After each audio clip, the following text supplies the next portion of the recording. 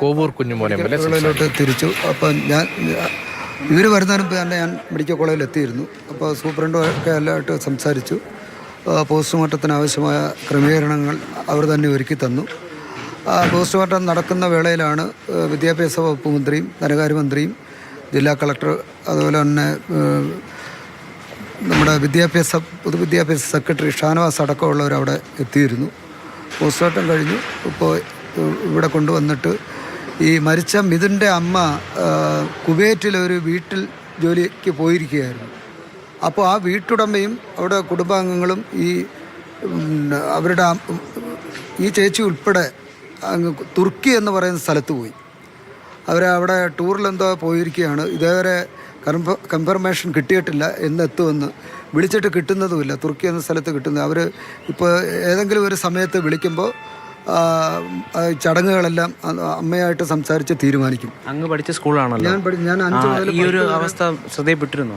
അല്ല, നമ്മൾ ഈ ഗ്രൗണ്ടിൻ്റെ അടുത്തോട്ട് പോകുന്നില്ലേ. നമ്മൾ പ്രോഗ്രാമിന് ചെല്ലുമ്പം സ്കൂൾ ഹാളിലാണ് ചെന്ന് പ്രോഗ്രാം നടത്തിയിട്ട് ഇറങ്ങിപ്പോരുന്നത്. കുട്ടികൾ കളിക്കുന്ന ഗ്രൗണ്ടിലോട്ട് നമുക്ക് പോകേണ്ടി ഇതുവരെ വന്നിട്ടില്ല.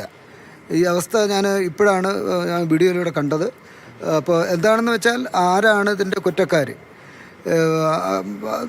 കർശനമായ നടപടി സ്വീകരിക്കാൻ ഗവൺമെൻറ് വീഴ്ച ഉണ്ടായെന്ന് പ്രത്യക്ഷത്തിൽ കാണാൻ കഴിയുമല്ലോ. അല്ല, അതിനകത്ത് ഇപ്പം DDA ഫസ്റ്റ് സ്റ്റെപ്പ് എന്ന അന്വേഷണ നിലയിൽ കൊല്ലം DDA ലാലിനെ ചുമതലപ്പെടുത്തി.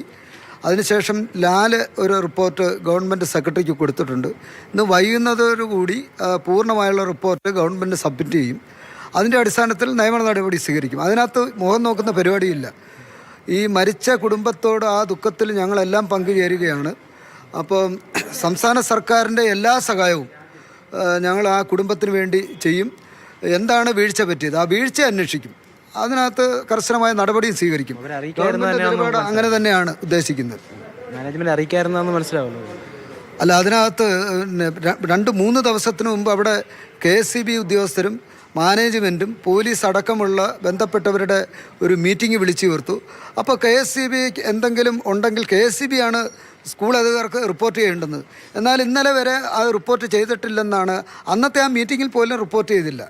അതാണ് ഞാൻ പറഞ്ഞത്. എവിടെയാണ് തെറ്റ്, എവിടെയാണ് വീഴ്ച, ആ വീഴ്ച പരിശോധിച്ചിട്ട് നടപടി സ്വീകരിക്കും തീർച്ചയായും.